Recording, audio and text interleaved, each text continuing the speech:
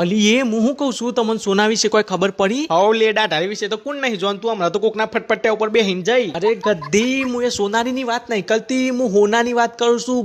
Gold ની વાત કરું છું હું. હાલી ગોડી પણ નહીં, ના બાપ ગોતરમાં કદી હોનું ભારી હોય તો તારી વાત સમજાને હું કેવું મેનારોની. હવ એકદમ સાચી વાત કરી કોયલ રોની.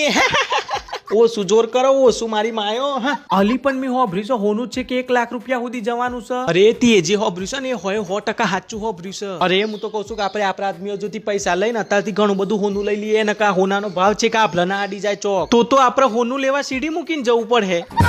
અરે એ ભેંસ બુદ્ધિ ની, મારો કહેવાનો મતલબ કે હોનાનો ભાવ છે કે આ બ્લહુદી અડી જાય એમ કહું છું હું. અલે એવું? અચ્છા સોરી. ખાલી એ બધું સોરો તમને ખબર છે કે મારા એરિયા છે ને તો મારા માટે ઘણી બધી હોનાની વસ્તુઓ લાયા છે. ના હોય હાસ તો હા તે હું લાયા છે મન તો કે કાનના ઝુમકા, ગરાની મારા અને હોનાનો હાર, અને એ 500 માં 4.